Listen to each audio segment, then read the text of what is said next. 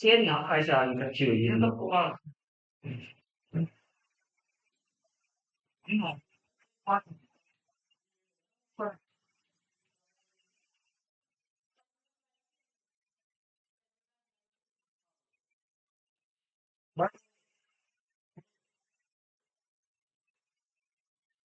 अच्छा 4 तारीख हो गई बेटा।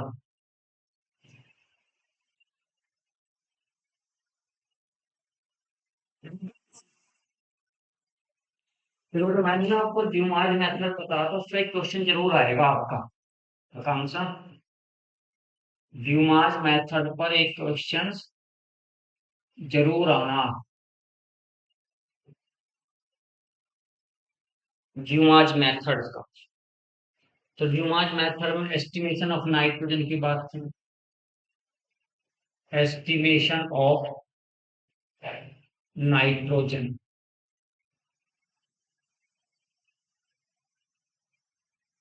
एस्टिमेशन ऑफ नाइट्रोजन था बेटा।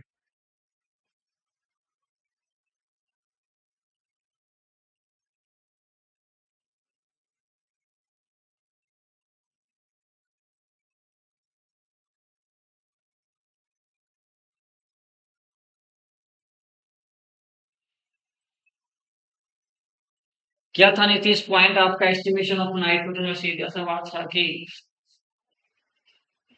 डायग्राम आपको खुद याद रखना देख के। हाँ, तो बस याद रखना कि जो आपके यू टाइप के क्यूब है उसमें नाइट्रोजन तो आपकी इकट्ठी होती है इधर तो सब यहाँ पर मैंने कहा कि डायग्राम खुद देखिए। और ये क्यू है जिसमें यहाँ भरा हुआ है इसमें नाइट्रोजन गैस एक कलेक्ट होती है, देख के इसमें कहाँ तक कितना उसका वॉल्यूम कितना है। यहाँ ऑर्गेनिक कंपाउंड आपका ये सारा इसमें जो गिवन कंडीशंस होगी, गिवन जो आपका होगा वो P1 होगा, T1 होगा, V1। ये तो गिवन होगा। और फिर एट एसटीपी मैंने आपसे कह रखा कि एसटीपी पर आपका P2 T2 और V2 ये आपके एसटीपी के। तो according to combined gas equation,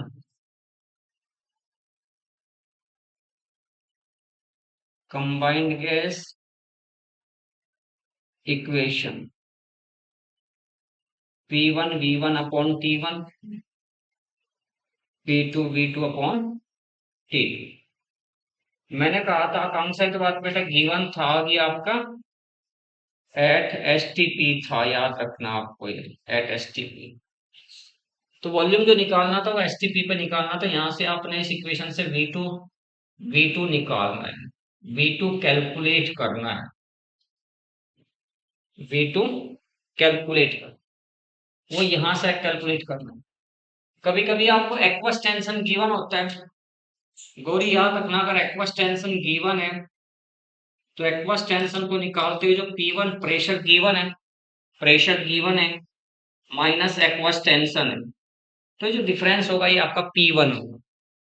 given pressure minus aqueous tension, bracket में लिखते हैं एक्वस टेंशन आप। तो एक्वस टेंशन जो आपका वो given pressure capital P minus small p, तो ये P1 आपको अगर if aqueous tension is given, ये बात याद रखनी है। फिर आपको परसेंटेज ऑफ नाइट्रोजन की बात आती है।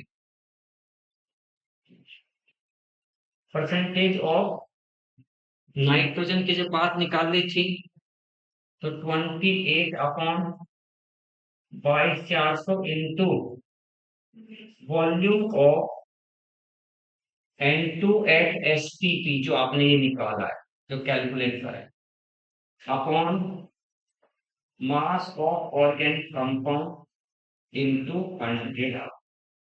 बस परसेंटेज ऑफ नाइट्रोजन ऐसे, परसेंटेज ऑफ नाइट्रोजन ऐसे आपको निकालना। ये था ड्यूमास मेथड। मैंने कहा इन दोनों मेथड में से एक आपका क्वेश्चन आ सकता है, तो याद रखिए आप ड्यूमास मेथड, दूसरा आपका जेलडाल मेथड है। दूसरा पॉइंट आपका जेलडाल मेथड का है।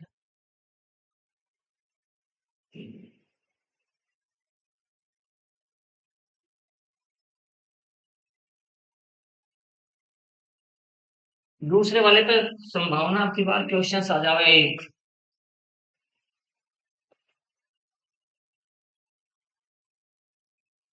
जेल्डाल्स मेथड पर क्वेश्चन आ सकता है। याद रखना कि ये भी एस्टिमेशन ऑफ नाइट्रोजन ही है, एस्टिमेशन ऑफ नाइट्रोजन ही है।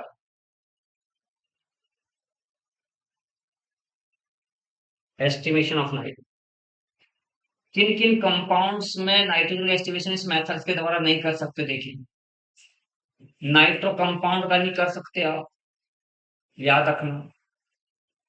उसके बाद फिर एजो जो कंपाउंड्स आपके हैं उनका नहीं कर सकते, एजो कंपाउंड में नाइट्रोजन है बट इसका नहीं कर सकते। ये आपका नाइट्रो कंपाउंड है, ये आपका एजो कंपाउंड है।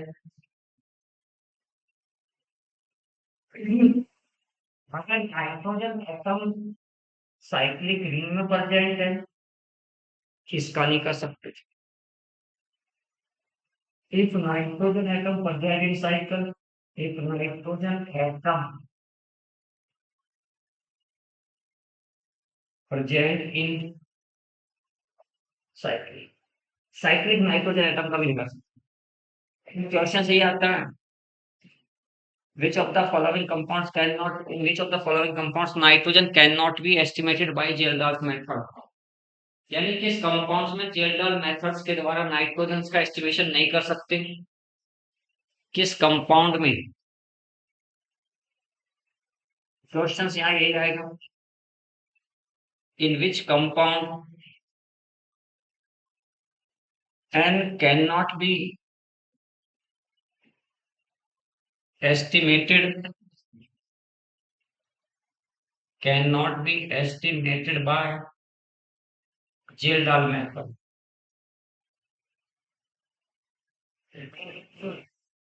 Geldahl's method, in which compound nitrogen cannot be estimated by Geldahl's method, A आपका CH3 CH2 NH2, B आपका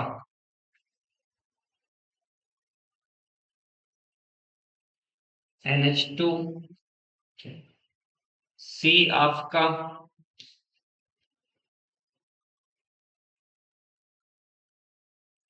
और D आपका हो जाएगा कोई और compound, CH3 CH2 whole twice NH। Nitrogen सभी में, सभी में नाइट्रोजन है। कौन से कंपाउंड्स में नाइट्रोजन का एस्टिमेशन जेल्डाल मेथड्स के द्वारा नहीं किया जाएगा, है ना। ऑप्शन आ गया सी ऑप्शन, क्योंकि सी में जो नाइट्रोजन एटम है वो रिंग में प्रेजेंट है। जैसे नाइट्रोजन एटम है पाइरिडीन है, पाइरिडीन है तो पाइरिडीन में आपका नाइट्रोजन एटम, ये आपका पाइरिडीन।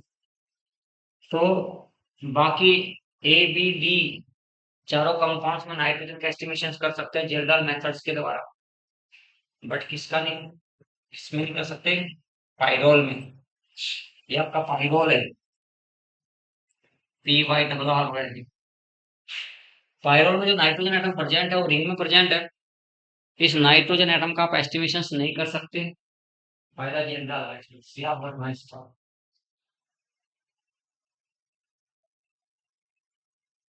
उसके बाद पॉइंट साफ करें कि यहाँ ऑर्गेनिक कंपाउंड है कोई, ऑर्गेनिक कंपाउंड में नाइट्रोजन प्रेजेंट है, इसे आप H2SO4 के साथ ट्रीट करते हैं, H2SO4 के साथ ट्रीट करने पर आपका यहाँ अमोनियम सल्फेट बनता है। Organic compound which containing, organic compound which containing nitrogen atom treated with, heated with sulfuric acid, nitrogen in the compound gets converted to ammonium sulfate, ammonium sulfate में convert होगा।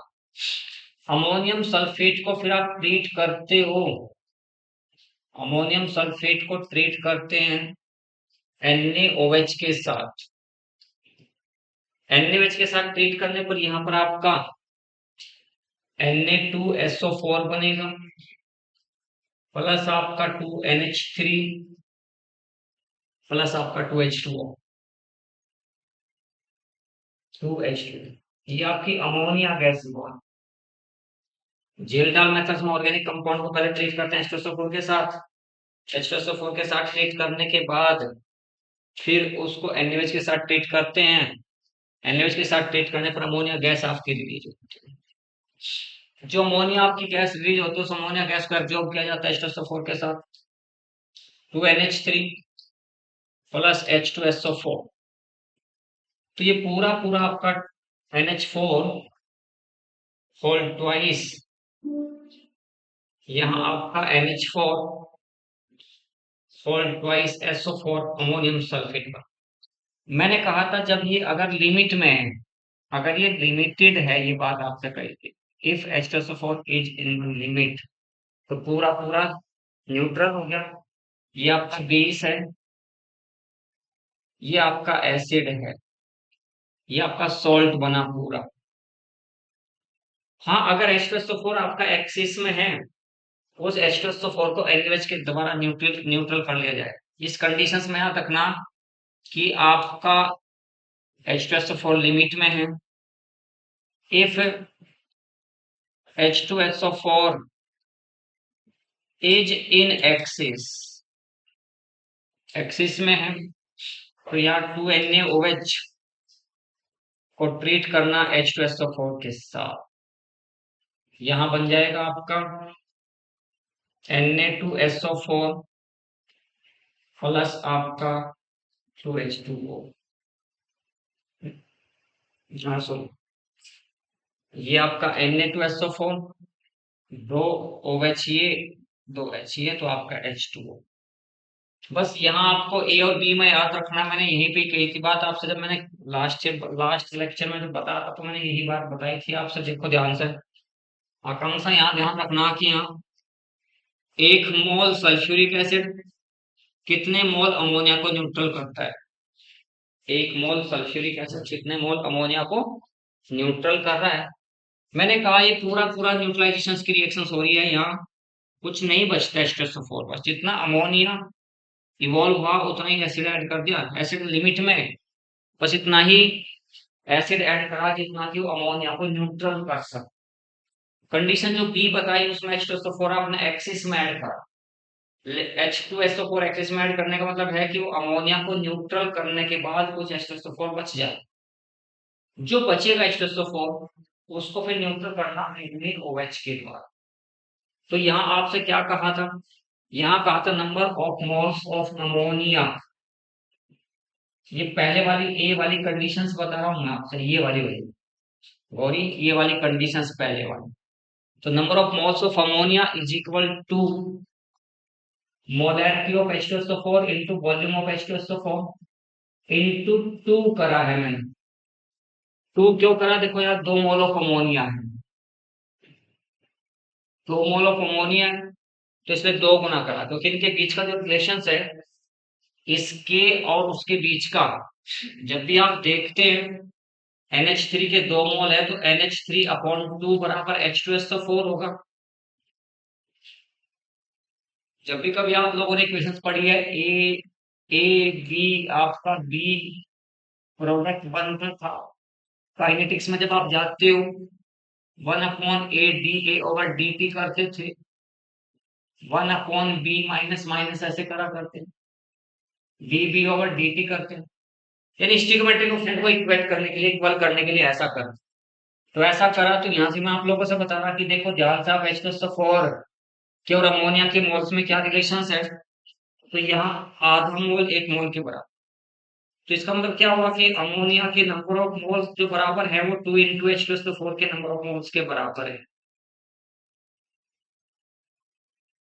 ऐसे याद रखा, तो 2 गुना याद रखने का मतलब आपको समझ में आया कि यहाँ डबल है, तो डबल है तो यहाँ इंटू 2 मिली मोल्स किया, यहाँ मिली मोल्स, या आपने मिली मोल्स किया इंटू 2। कहाँ से आया कैसे आया ये आपको पता चलेगा। इनकी जो स्टिक्योमेट्रिक है इनके बीच में है 2:1 है, तो आपको पता चल गया कि हाँ मैंने 2 कहा से। तो number of moles of ammonia ये मिली मोल से मोल बनाने हैं। M1 V1 इंटू 2/1000 करना है। ये आपके मोल्स ऑफ अमोनिया। ठीक है। अमोनिया में आपको पता है कि एक मोल अमोनिया में एटॉमिक वेट ऑफ नाइट्रोजन उसका 14 है। तो यहाँ में निकालो परसेंटेज ऑफ एन बराबर number of moles of ammonia into 14 upon weight of organic compound into 100 आपका। ये बात मैंने पहले भी समझाई थी, इसको मैं रिपीट कर रहा है इसलिए आपको। तो यहाँ पर परसेंटेज ऑफ नाइट्रोजन को निकालने का मतलब क्या हुआ, इसको ध्यान से number of moles of ammonia into 14 upon weight of organic compound into 100। तो आपको number of moles of ammonia निकालने का सीधा सीधा सा ये तरीका है। ये तो ए के लिए। फिर आपसे कहा अगर आपका H2SO4 एक्सिस में H2SO4 एक्सिस में होगा तो उसके लिए आपको कैसे क्या निकालना, फिर ये बी पार्ट आपका नंबर ऑफ मोल्स हो। आप H2SO4 में और NaOH के बीच में देखिए क्या समय क्या स्टिक्योमेट्री है। आकांक्षा यहाँ भी दो की है बेटा। 2 मोल NaOH 1 मोल H2SO4 के द्वारा न्यूट्रल किए जाते हैं। तो बी आपका B conditions when H2SO4 is in excess. जब H2SO4 आपका एक्सिस में है तो number of moles of ammonia is equal to M1V1 of H2SO4 है माइनस M2V2 NaOH का याद रखना है अपॉन 2 करना। तो इसके स्टिग्मेटिस और ये आपका मिली मोल्स है, डिवाइड इंटू 2 करना था, डिवाइड बाय 1000 करना। यहां से मोल निकालने अमोनिया के ऐसे। ये मोल्स अमोनिया के तब निकाल दे जब आपका H2SO4 एक्सिस में है, और ये अमोनिया के नंबर ऑफ मोल्स तब निकाले जब आपका H2SO4 लिमिटेड अमाउंट में, लिमिट में, एक्सिस में नहीं है। और जैसे आपको number of moles of ammonia पता चले, फॉर्मूला फिर आपका यही रहेगा, बट नंबर ऑफ मोल्स निकालने का तरीका बस अलग है। यहाँ नंबर ऑफ मोल्स अमोनिया के निकालने का ये तरीका है, और यहाँ number of moles of ammonia निकालने का ये तरीका है। फिर परसेंटेज ऑफ एन आपका जब निकलेगा, परसेंटेज ऑफ एन बराबर आपका number of moles of ammonia into 14 upon weight of organic compound into 100 आपका ये आपका। तो ये दो ही न्यूमेरिकल आ सकता है, आप दो तरह से मेंशन किए जा सकते हैं कि आप कैसे करेंगे। तो उसमें आपको कंडीशंस न्यूमेरिकल में दी हुई होगी। एनसीईआरटी हो तो मुझे बताओ कितने क्वेश्चन होगा। एनसीईआरटी है बेटा किसी के पास? अपन सा है नहीं। कोई और बुक हो शायद, केमिस्ट्री कोई भी बुक हो, है नहीं? चलो, बस सीधी सी बात आपको याद रखनी है कि क्वेश्चंस आपको इंपॉर्टेंट क्वेश्चंस है। परसेंटेज ऑफ नाइट्रोजन निकालने के दो ही तरीके हैं, एक पहली conditions when H2SO4 is in limit, come amount में दिया हो तो आपको यहाँ सीधा सीधा M1V1 ये H2SO4 का केस है, H2SO4 इंटू 2 करना इंटू आपको यही में नंबर ऑफ मोल्स में। चलो अगर आप सीधा सीधा अलग से याद रखेंगे कि हाँ ठीक है जी, परसेंटेज ऑफ नाइट्रोजन अगर आपको निकालना है तो अलग से याद रखिए number of moles of ammonia into 14 upon W। मैं इतनी सी बात याद रखनी। और एन ऑफ अमोनिया निकालने का तरीका आपसे बता दिया गया है, molarity of H2SO4 volume of H2SO4 into 2 upon 1000। ये आपका सीधा सा फॉर्मूला है। ये तो तब है फॉर्मूला जब आपका H2SO4 लिमिट में है, जब आपका H2SO4 एक्सिस में है, इज इन एक्सिस आपका। तो number of moles of ammonia M1V1 of H2SO4 minus M2V2 upon 2 of NaOH into 2 upon 1000। ये मोल आपके अमोनिया के ऐसे तब, और ये दूसरे आपके मोल ऐसे हैं। ऊपर वाला लिमिट में है, ऊपर से एरो नीचे लाया मैं, और फिर यहाँ ये एरो यहाँ से इसलिए लाया कि ये लिमिट में है जब H2SO4 आपका, उसी के लिए बताया जब H2SO4 आपका लिमिट में है, और नीचे क्या है जब आपका H2SO4 एक्सिस में है। प्रॉब्लम जब आप लेकर आते हो तो प्रॉब्लम से आपको पता चल जाता है कि यहाँ प्रॉब्लम कितनी कैसे क्या पूछी जाती है। मोबाइल में मुझे कोई सा जिसका चल रहा हो, मेरा मोबाइल काम है किसी के पास? हाँ, नेट सही थे। शेरवानी चल रहा है बेटा, चल रहा। हाँ ला।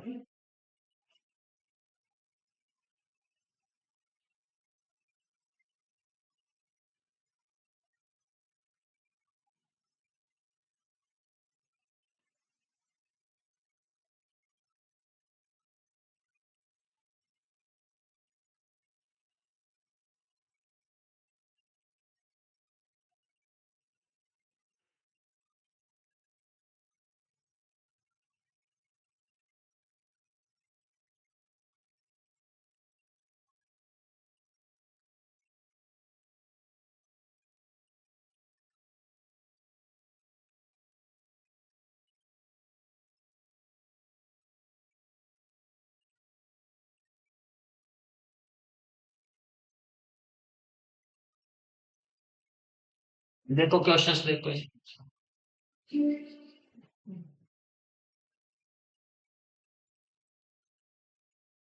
इन estimation of nitrogen, in estimation of nitrogen by Kjeldahl's method, Kjeldahl's method, comma 2.8 gram, 2.8 gram of an organic compound, of an organic compound required, of an organic compound required 20 millimoles, 20 millimoles of H2SO4, of H2SO4 for complete, for the complete,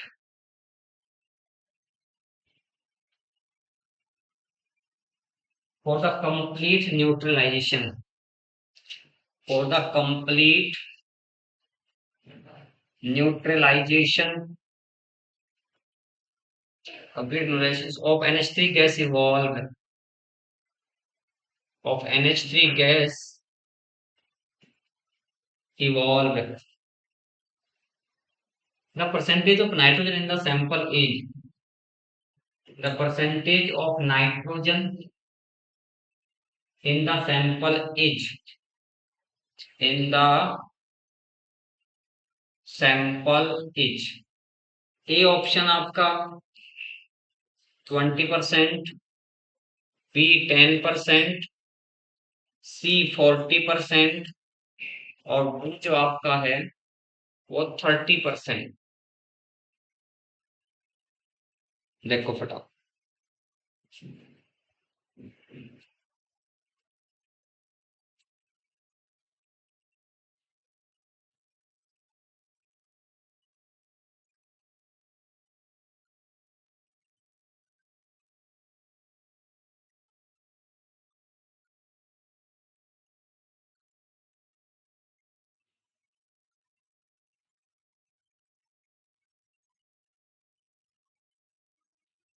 10% इसका answer आएगा।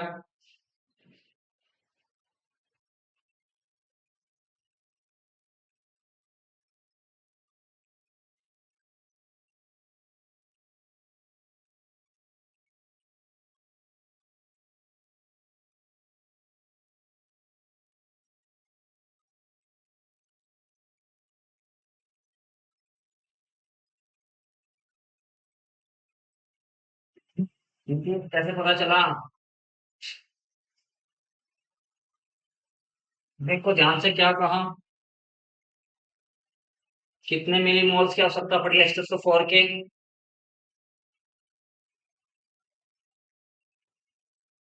कितने millimoles की आवश्यकता पड़ी है?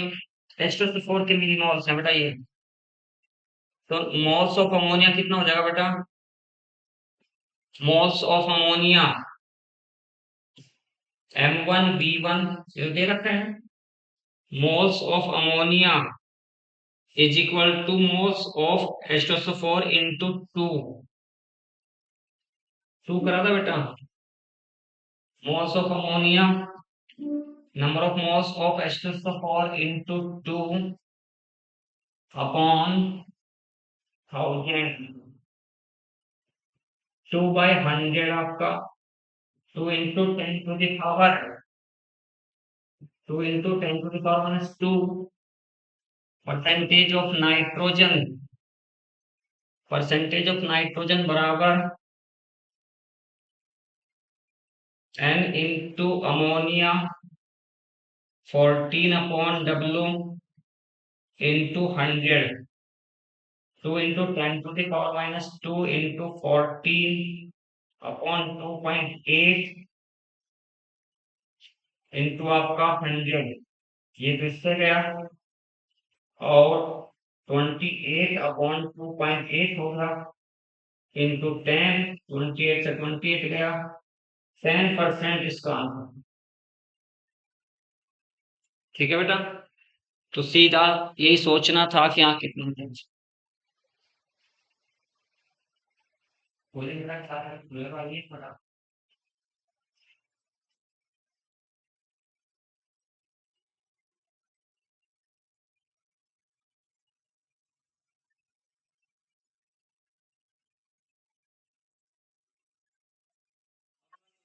देखो ध्यान से, अगला क्वेश्चन करना है तो ऐसे ही क्वेश्चन तो सिंपल सा है, मोल्स में दे रखा, सीधा सीधा सब आपने ऐसे निकाला। गौरी समझ में आई क्या बात है?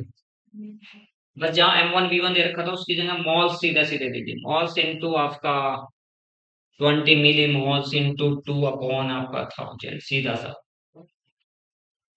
क्वेश्चन आपका नेक्स्ट है भाई,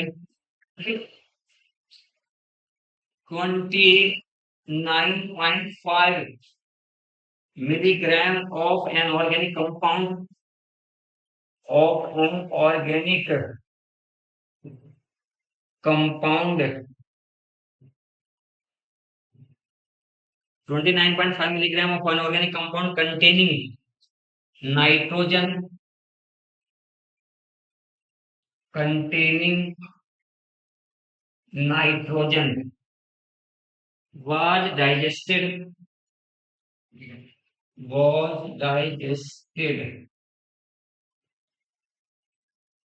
according to Geldahl's method, according to Geldahl's method,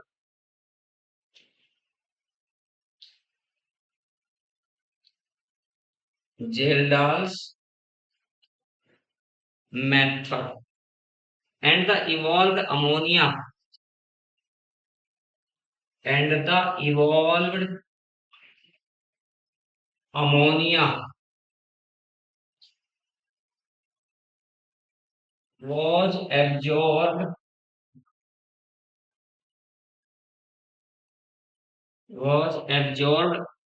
in 20 ml of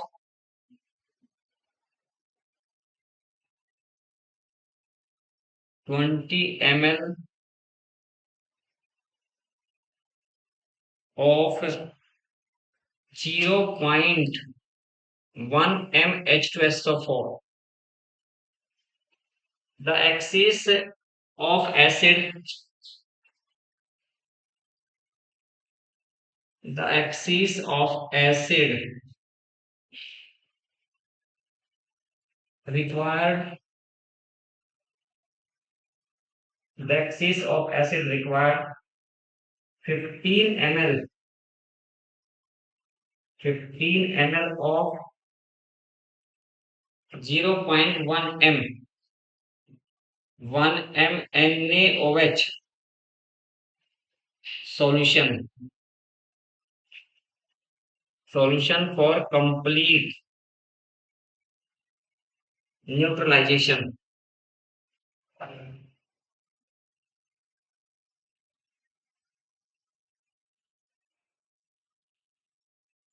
What will be the percentage of nitrogen? What will be the percentage of nitrogen in the given organic compound?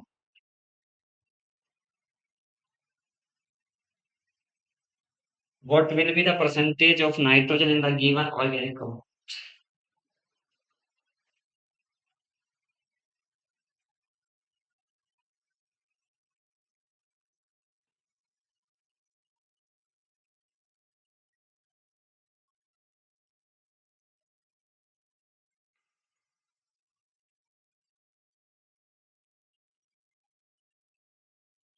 देखो भाई चीज क्या है इसमें, कैसे कैसे करना है, क्या पॉइंट है आपका,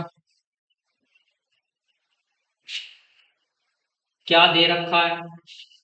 ये आपके पास H2SO4 गिवन है, एक तो यहाँ बात दे रखी, एक आपके पास 15 ml ऑफ, 15 ml ऑफ, ये आपको बात दे रखी है। ये दो पॉइंट आपको दिए हुए, एक बात ये गिवन है, एक बात आपका ये गिवन है। और W आपका मिलीग्राम में है, W आपका मिलीग्राम में है, तो मिलीग्राम के ग्राम बनाने हैं। 29.5 इंटू 10⁻³ ग्राम आपका हो जाएगा। तो ये मिलीग्राम के ग्राम बनाने का तो 29.5 ग्राम बनाए। Number of moles of ammonia निकालने आकांक्षा सीधा सीधा सा याद रखना था, M1V1 minus M2V2 upon 2 into 2 upon 1000, आपका सीधा सा फॉर्मूला है। M1 आपका गिवन है 0.1, 0.1 इंटू 20 ऑफ माइनस 0.1 इंटू 15, ये रखा है यहाँ 0.1 इंटू 15 अपॉन आपका 2 इंटू पूरा 2 अपॉन 1000, ये बात थी बस। M1V1 जो दिया होता है ये 4H2SO4 है बेटा, याद रखना है, क्योंकि एक्सिस में ये the axis of acid required 15 ml of, यहाँ लिख दिया। अगर एक्सिस में है तो पता चल गया कि H2SO4 आपका एक्सिस में, तो उसको न्यूट्रल करना पाए H2SO4। तो एक्सिस में जितना एक्सिस में H2SO4 को न्यूट्रल करने का ये तरीका आपका M1V1 माइनस M2V2 अपॉन 2, अभी बताया 2 कैसे आया, इनटू आपका 2 करना, क्योंकि number of moles of ammonia double है और मिली मोल्स को मोल में, मिली मोल्स को मोल्स में कन्वर्ट करने के लिए डिवाइड बाय 1000 किया। ये बात याद रखनी है आकांक्षा, ये जो M1 और V1 है, M1 दे रखा है, ये V1 दे रखा है, ये तो ये M1V1 आपका H2SO4 के लिए होगा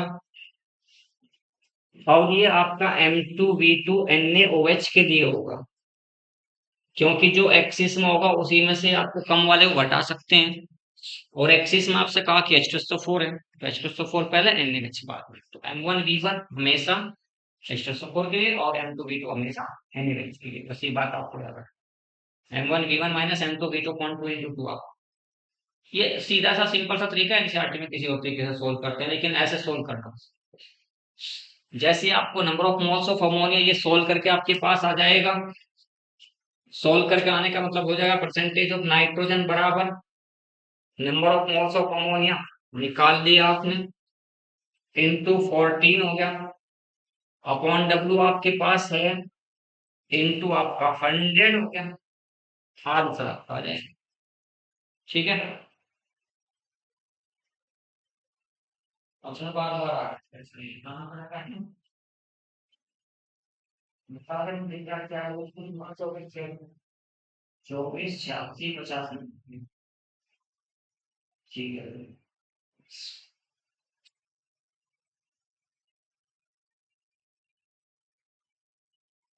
अगला क्वेश्चन आप नीतीश आप लोगों को पढ़ना, सिंपल सा क्वेश्चन है, देखते हैं कि आपका आईक्यू लेवल क्या है। बिल्कुल जनरल सा क्वेश्चन है, जनरल सा क्वेश्चन है, सिंपल सा क्वेश्चन है, हटा दो इसे, खत्म सा हो जाएगा। फॉर्मूला आपको पता चलेगा कि ये वो केस है सेकंड जिसमें टेस्टोस्टेरोन आपका एक्सिस में होगा, एक्सिस में होगा तो ये बात आपको। नेक्स्ट आपका पॉइंट अगर देखिए क्वेश्चन आपको नीतीश आप इसको बताएंगे, सिंपल सा क्वेश्चन है, इसका आंसर बताना है आप लोगों ने। Gildas method produced Gildas method produced 0.17 gram of ammonium, 7 gram of ammonium from 0.28 gram of a nitrogenous compound of a nitrogenous, जिसमें नाइट्रोजन प्रेजेंट है, nitrogenous compound during the estimation of nitrogen, during the estimation of nitrogen, during the estimation of nitrogen in an organic compound, in an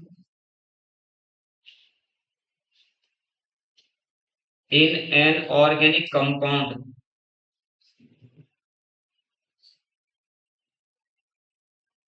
what is the nitrogen content of the organic compound? Calculate percentage of N in organic compound. चलो बेटा आप answer बताओ फटाफट क्या हो।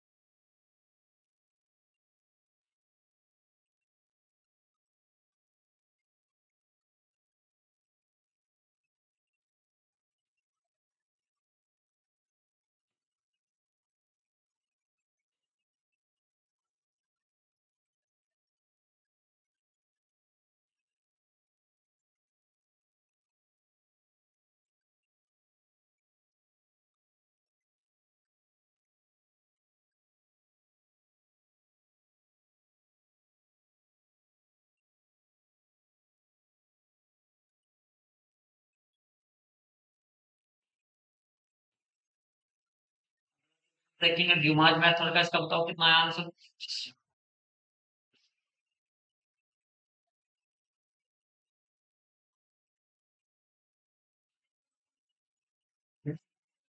देखो क्या कहा, जेल्डाल मेथड, इतने ग्राम अमोनिया प्रोड्यूस हुई है, इतने ग्राम ऑर्गेनिक कंपाउंड है, ऑर्गेनिक कंपाउंड भी आपका हुआ है जिसमें नाइट्रोजन आपके present, nitrogen during the estimation of nitrogen in an organic compound, वो तो एक ऑर्गेनिक कंपाउंड उसमें नाइट्रोजन का एस्टिमेशन कर रहे, और ऑर्गेनिक कंपाउंड का वेट इतना दे रखा है, जब एस्टिमेशन किया तो इतने ग्राम अमोनिया प्रोड्यूस्ड हुई, अमोनिया इतने ग्राम प्रोड्यूस हुई।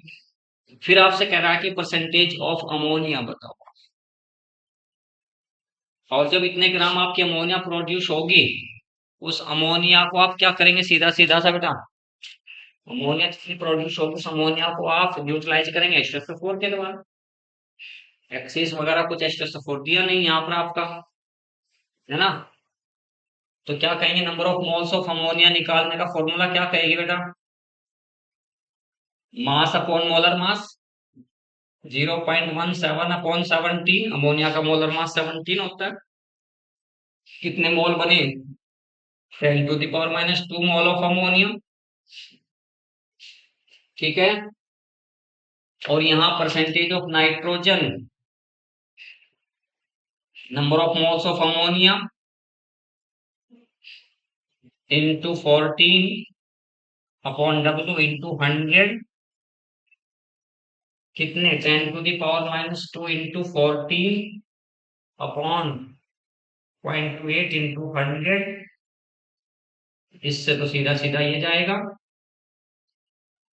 और इस डेसिमल से आपका ये 100 ऊपर आ जाएगा, और 14 2 जा 28, 2 से डिवाइड किया, कितना बना आपका 50%, बढ़िया सीधा सीधा। यहाँ पर आपको तो H2SO4 के द्वारा एस्टिमेशन करने की बात हो, चाहे number of moles of ammonia सीधे दे रखे होंगे, यहाँ number of moles of ammonia सीधे दिए होंगे, तो आपको सोचना ही नहीं कुछ था, number of moles of ammonia आपको निकाल, number of moles of ammonia ही आपको इस फॉर्मूले में चाहिए। इस फॉर्मूले में आपको number of moles of ammonia चाह रहे हैं, सीधे चाह रहे थे, है ना। Number of moles of ammonia आपको निकालने थे, वो आपको पता चले कैसे। चलो अगला हो गया क्वेश्चन, सिंपल सा था, नहीं थी ऐसी कोई बड़ी बात नहीं थी। अगला क्वेश्चन है बेटा, क्वेश्चन है डिग्माज मेथड का, ये अपने आप करके बताएंगे, मैं नहीं बताऊंगा बिल्कुल भी। 0.20 gram of an organic compound,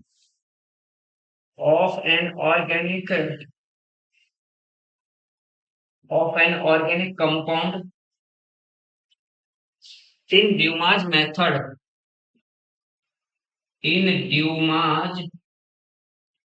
method in Dumas method gave 31.7 ml of moist N2, गीली जो आप moist N2 at 14 degree Celsius, at 14 degree Celsius and 758 mm pressure, millimeter of mm pressure. Percentage of nitrogen in the compound is, percentage of nitrogen in the compound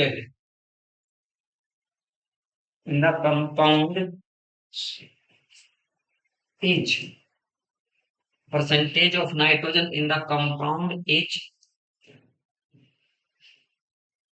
aqueous tension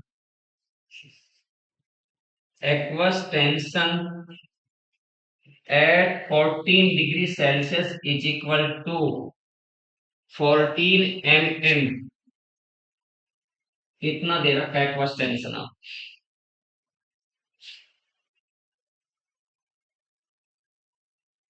answer आपने बताना होगा क्या है इसका।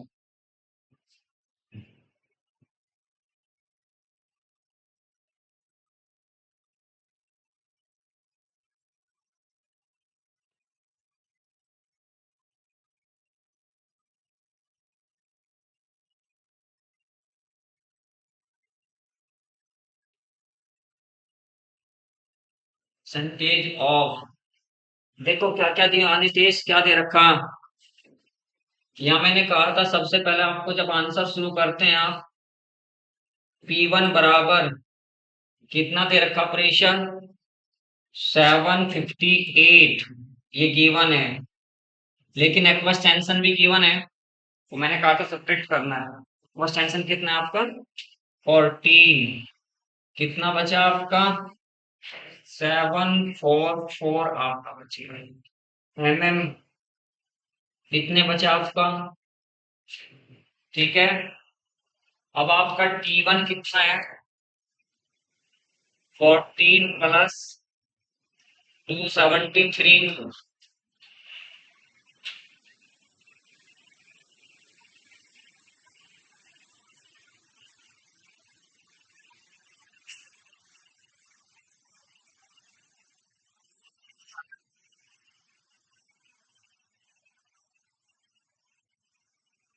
287। V1 कितना है? V1 आपका दे रखा है 31.7 ml दे रखा है बेटा। नीतीश P2 आपका याद रखते हैं 760 mm होता है। T2 आपका 273 केल्विन होता है स्थिति पर। V2 आपको पता करना है। T1 दे रखा, P1 दे रखा, V1 दे रखा, ये सब आपका गिवन है। मैंने कहा इसमें एक्वस टेंशन की बात कर रहा है। एक्वस टेंशन की बात करता था। एक्वस टेंशन मैंने कहा कि आपको सब्ट्रैक्ट करना चाहिए एक्वस टेंशन जितना भी गिवन होगा। तो 14 mm दे रखा, तो 758 में से आपको 14 सब्ट्रैक्ट करना है। और ये 14 डिग्री सेल्सियस को आपने केल्विन में कन्वर्ट करना है। V1 आपका गिवन है 31.7 ml। अब आपसे क्या कहा था? फॉर्मूला है कंबाइंड गैस इक्वेशन है P1 V1 और T1 is equal to P2 V2 T2 आपका। तो आपको निकालना क्या गया काम सा? P1 आपका सीधा सीधा 744 हो गया। V1 आपका सीधा 31.7 गिवन है। T1 आपका 287 है। P2 आपका 760। V2 फाइंड आउट करना है। T2 आपका 273। तो इसको आप V2 को निकालना कितने ml आया। जो V2 आपका आएगा ये किस पाएगा? एट STP आएगा। V2 जो आपका आएगा ये एट STP आ रहा है। तो V2 बराबर कितने ml आया ये आपको पता चल गया। STP पर कितने ml आ गया,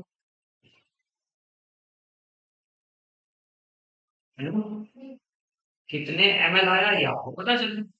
और जैसे V2 का पता चलेगा तो परसेंटेज निकालने का फॉर्मूला क्या है आपके पास? परसेंटेज ऑफ एन बराबर है 28/400 इंटू V2/W इंटू 100 आपका पता है तो आपको V2/W इंटू 100।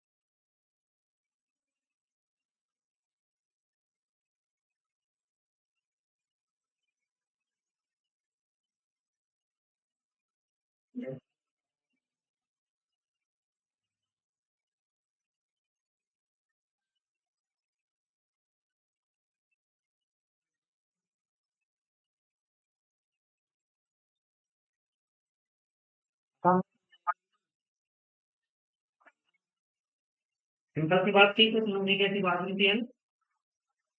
फर्स्ट टेंशन का केस गौरी याद रहेगा। इक्वेशंस में ही है P1 V1 T1 P2 V2 T2। P2 आपको पता है कि 180 m इक्वल टू 760 mm होगा, इसी होता है। और T2 टेम्परेचर आपका 0 डिग्री सेल्सियस को केल्विन में कन्वर्ट किया तो 273 केल्विन हो गया। V2 आपने फाइंड आउट करना है।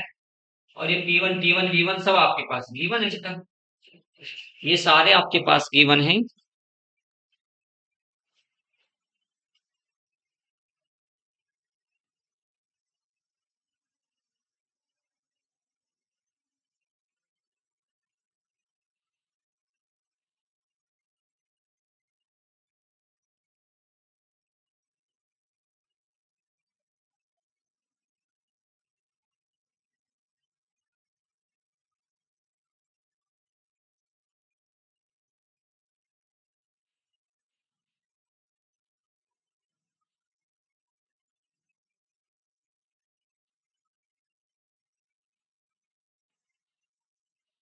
ऐसे ही क्वेश्चंस आएंगे अगर आते हैं तो कोई ड्यूमाज वगैरह का भी।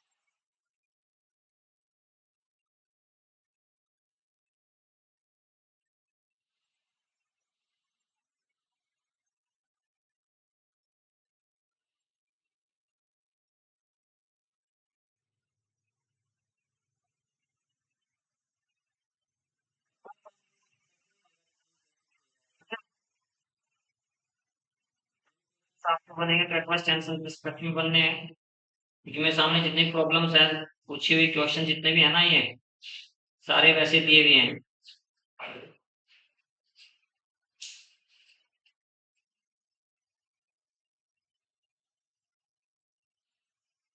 ये भी आया हुआ क्वेश्चन है, देखिए सब फटाफट इस करके बताऊंगा, फिर अगले प्रॉब्लम पे चलते हैं। In Dumas method, in Dumas method for estimation of nitrogen, for estimation of nitrogen, for estimation of nitrogen comma 0.25 gram of an organic compound, of an organic compound gave 40 ml of nitrogen, gave 40 ml of nitrogen collected at collected at 300 Kelvin temperature, 300 Kelvin temperature,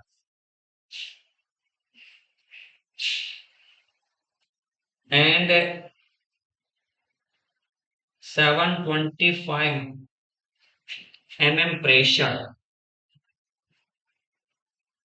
pressure. If aqueous tension,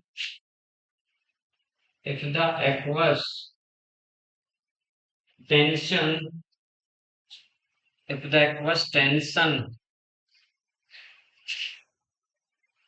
at 300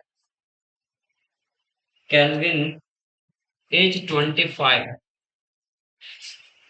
is 25 mm, the percentage of nitrogen in the compound, is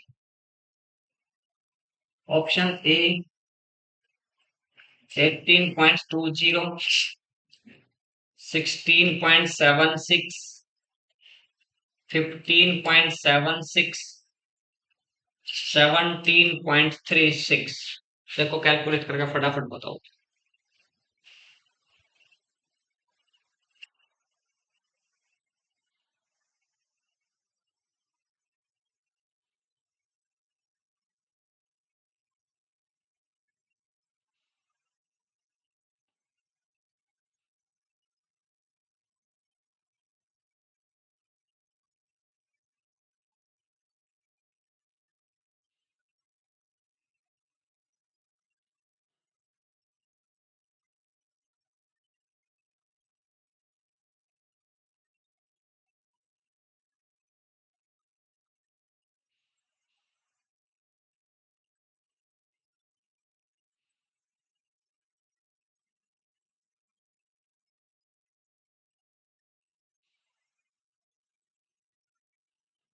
कितना होगा बेटा answer इसका, फटाफट देखो।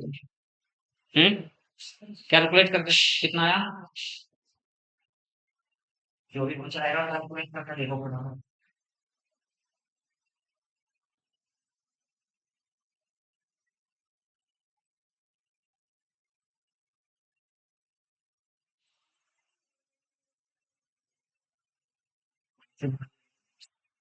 V2 निकालना पहले, दिख तो बिल्कुल कोई चेंज नहीं है, सिर्फ बैठ करके देखियो कौन सा आंसर आना। V1 T1, तब P1 V1 T1 बराबर P2 V2 T2 same.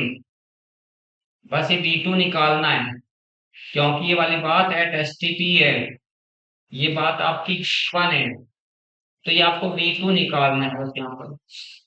V2 कितने ml तक करते ही आपका प्रॉब्लम सोल्व हो जाएगी। परसेंटेज ऑफ नाइट्रोजन बराबर 28/400 V2 अपॉन W इंटू 100। बस इतनी सी बात आप, ऐसा क्वेश्चन अगर आएगा तो आपको याद है। नेक्स्ट आपका पॉइंट है estimation of halogen. Estimation of halogen by Carius method.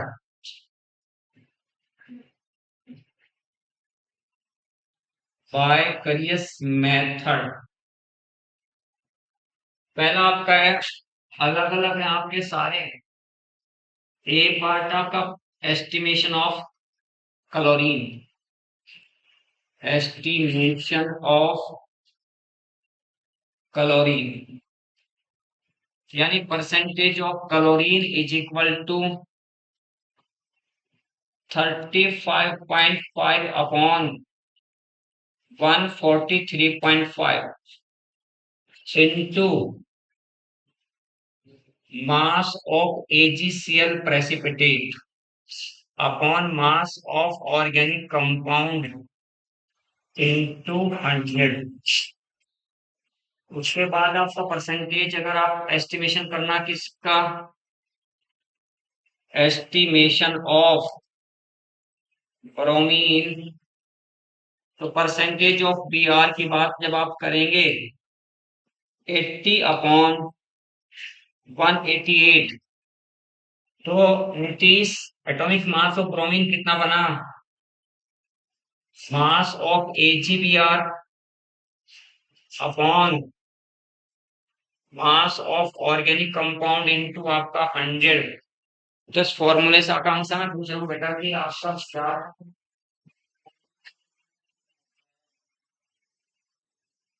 ये क्लोरीन का एटॉमिक मास है, नीतीश ये याद रखा है, ये ऊपर ये क्लोरीन का एटॉमिक मास है। और AgCl को जब आप ऐड करते हैं, Ag का 108 प्लस Cl का 35.5, तब जाकर 143.5 हुआ था। और इस फॉर्मूले में AgBr का प्रेसिपिटेट बनता है, AgBr का, तो उसका मास देखना आपने, Ag का 108 और Br का 80, ये ऊपर Br का है, ये ऊपर क्लोरीन का है, तो Br का 80 तो 188 हो गया, तो यहाँ सीधा सा देख कर जो ऊपर वाला है ये हेलोजन एटम का ही एटॉमिक मास है। ऊपर अगर 35.5 है तो क्लोरीन का, अगर 80 है तो ब्रोमीन का है, 80 है ब्रोमीन का है, आयोडीन का है तो 127 है। अगर आपका आयोडीन का होगा तो वो 127 आपका।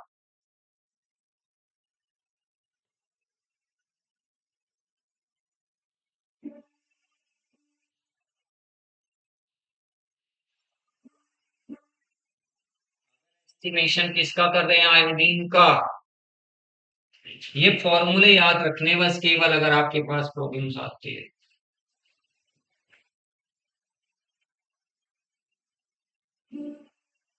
Estimation, estimation of iodine, percentage of iodine is equal to 127 upon 235, क्योंकि AgI बनेगा AgI का मतलब 108 plus 127 is equal to 235 into mass of AgI और यहाँ mass of organic compound into आपका 100 mass of AgI upon mass of organic compound into आपका 100 हो गया।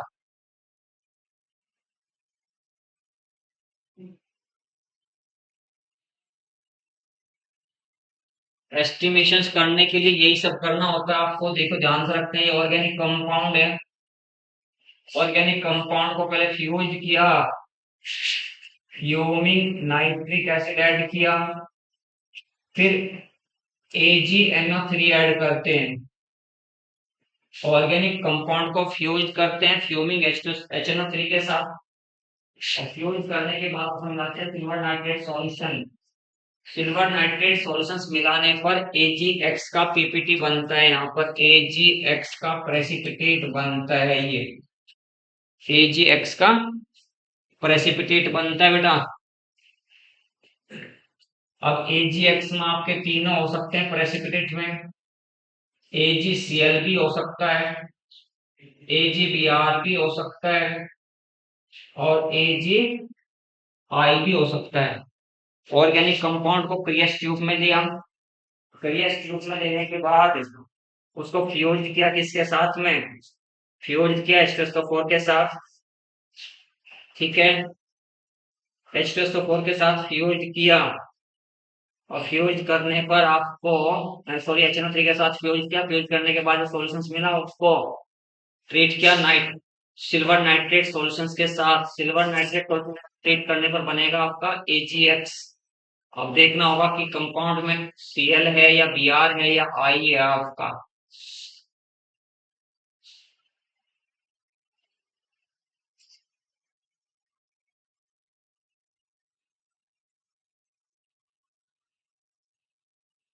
निकालते कैसे इस बात को ध्यान कैसे रखते हैं, देखिए पॉइंट क्या होता है आपके पास। मान लिया आपने एस्टिमेशन किया है किसका, AgCl जो आपके पास पीपीटी आया AgCl का, चलो मैं कहता हूँ कि AgCl का पीपीटी मिला आपको। Mass of AgCl precipitate, mass of AgCl is equal to x gram आ गया आपके, x ग्राम आ गया। तो देखिए कैसे निकालते हैं, mass of AgCl atomic molar mass is equal to atomic mass of halogen atom 143.5 gram होता है, और Cl का होता है 35.5 ग्राम। तो मैं नीतीश से कह रहा हूँ कि 143.5 gram of AgCl contains 35.5 gram of chlorine. कितने ग्राम क्लोरीन है। अब यहाँ पर x ग्राम जो AgCl आया उसमें कितने ग्राम होगी, 35.5 into x upon 143.5 gram of chlorine आ गया। परसेंटेज ऑफ क्लोरीन बराबर mass of chlorine upon mass of organic compound into आपका 100। मास ऑफ क्लोरीन आपका 35.5 into x upon 143.5 into mass of organic compound W into 100। X की जगह फिर आपको फॉर्मूले में रखना था जो आपसे बताया अभी, यानी 35.5 upon 143.5 into mass of AgCl है। ये x का मास ही लिखा हुआ है यहाँ, x gram of AgCl contains, और यहाँ mass of organic compound into आपका 100 है। तो जिस किसी को भी कैलकुलेट करना हो तो ऐसे करते हैं, ऑर्गेनिक कंपाउंड को क्रिएट में लेना, उसको पहले फ्यूज करना नाइट्रिक एसिड के साथ। फ्यूज करने के बाद जो सॉल्यूशन आपको मिलेगा उसे ट्रीट करेंगे सिल्वर नाइट्रेट के साथ। सिल्वर नाइट्रेट के साथ ट्रीट करने के बाद आपको मिलेगा व्हाइट पीपीटी मिला, तो आपका सिल्वर क्लोराइड, और फेलियर का पीपीटी आपको मिलता है AgBr। नहीं चलो पीपीटी मिलता है तो आपका AgR जो पहले समझाया था। प्रेसिपिटेट से ही पता चलेगा कि क्या होगा, किस कौन से कलर का पीपीटी आपको मिलता है। उसी से फिर आपको ऐसे निकालने का तरीका है कि आप AgCl है, इसका मोलर मास कितना है, उसमें कितने ग्राम क्लोरीन है। तो उसके बाद फिर जो आपने पीपीटी ड्राई सुखाए, वॉश किए, ड्राई किए, फिर उसके बाद वेट किया, वेट करने के बाद कितने ग्राम आया। मान लीजिए आपके पास प्रेसिपिटेट एक्स ग्राम आया है, तो एक्स ग्राम प्रेसिपिटेट से फिर आपको percentage of chlorine in the organic compounds calculate करी है। तो ये तो हो गया आपका estimation of halogen. Estimation of halogens के बाद आपका नंबर आता है बेटा estimation of sulphur by Carius method. Estimation of sulphur, estimation of sulphur by Carius method, by Carius method. आपका आपने ऑर्गेनिक कंपाउंड को ट्रीट करना है किसके साथ, ऑर्गेनिक कंपाउंड है हीट करना उसको क्रियस ट्यूब में किसके साथ, सोडियम पेरोक्साइड के साथ। और सोडियम पेरोक्साइड के साथ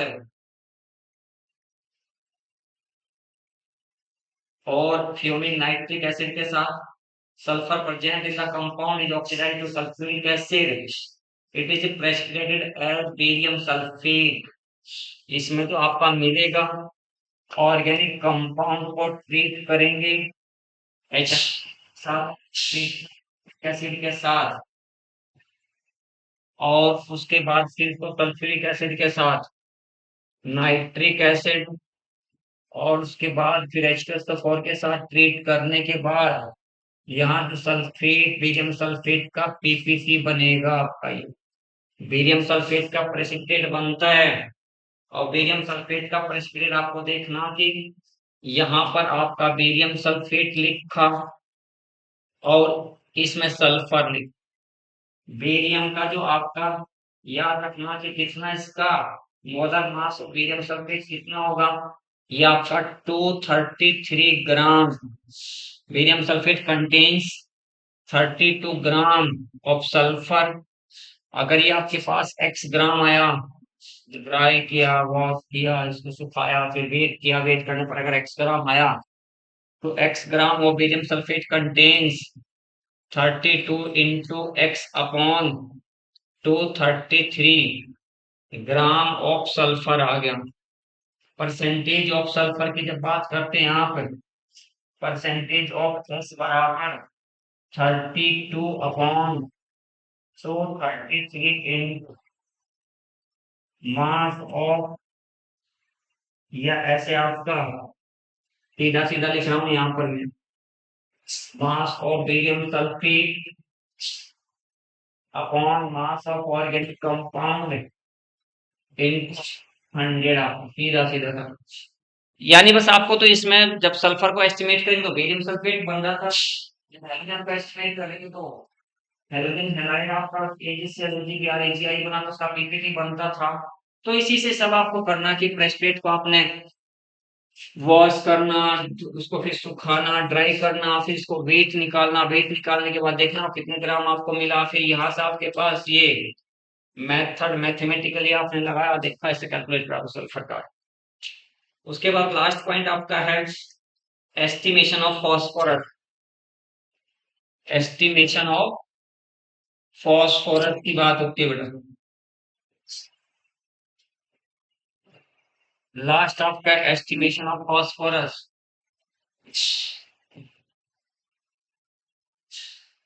estimation of phosphorus of,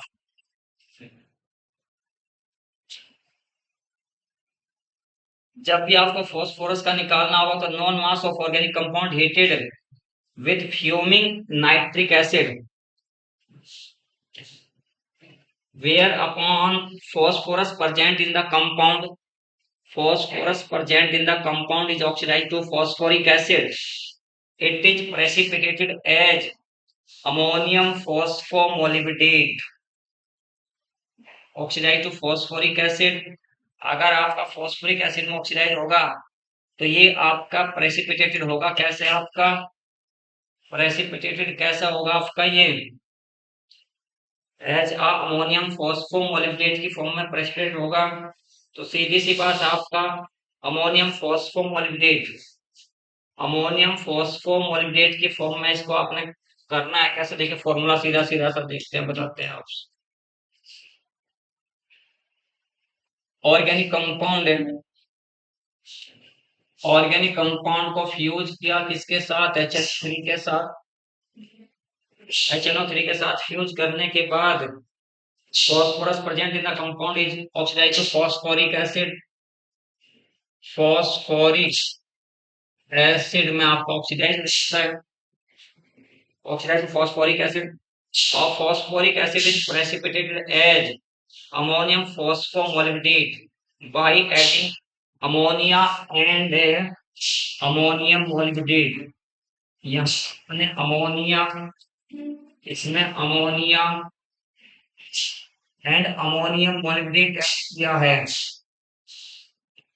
ammonium molybdate add किया है, तो NH4 फॉस्फराइस MOO4, MO छोटा आपका यहाँ पर ये क्योंकि मोलिब्डेट है और ये आपका O बड़ा, तो यहाँ अमोनियम फॉस्फोमोलिब्डेट बनता है, अमोनियम फॉस्फो मोलिब्डेट आपका बनता है बेटा। यहाँ अमोनियम फॉस्फोमोलिब्डेट का फॉर्मूला याद रखना आपने, NH4 whole thrice, NH4 whole thrice PO4 into 12MOO3, ये आपका अमोनियम फॉस्फोमोलिब्डेट का NH4 whole thrice into 12MOO4 ammonium molybdate, और फिर ये बनता है आपका अमोनियम फॉस्फोमोलिब्डेट, इसका PPT बनेगा ये। बस यहीं से आपने सॉल्व करना था अमोनियम फॉस्फोमोलिब्डेट से। यहाँ आपने लिखना NH4 whole thrice PO4 into 12MOO3, ये बनता इज इक्वल टू, यहाँ फॉस्फोरस आपका लिखना, अमोनियम फॉस्फोमोलिब्डेट का जो मोलर मास होता है 1877 ग्राम, ये आपका 31 gram, percentage of P is equal to 31 upon 1877 into mass of ammonium phosphomolybdate, ammonium phosphomolybdate upon mass of organic compound, mass of organic compound into आपका 100, ये परसेंटेज ऑफ फॉस्फोरस ऐसे निकाल। तो आगे आगे पहले आते हैं पहले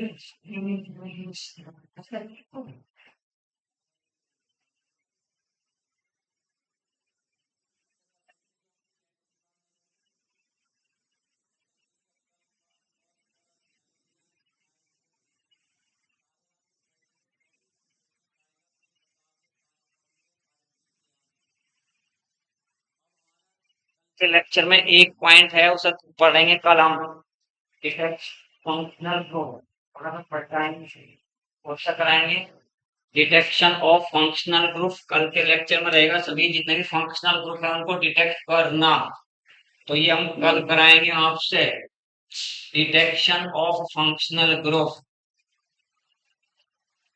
डिटेक्शन ऑफ फंक्शनल ग्रुप आपका, डिटेक्शन ऑफ फंक्शनल ग्रुप आपसे कल कराया जाएगा बेटा।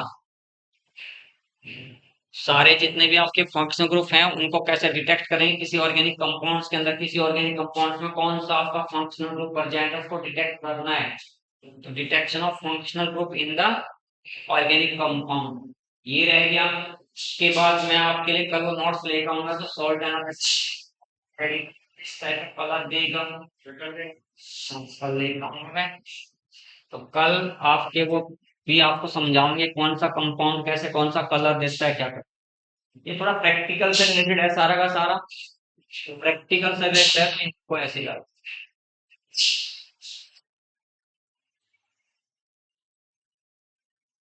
ठीक है भाई।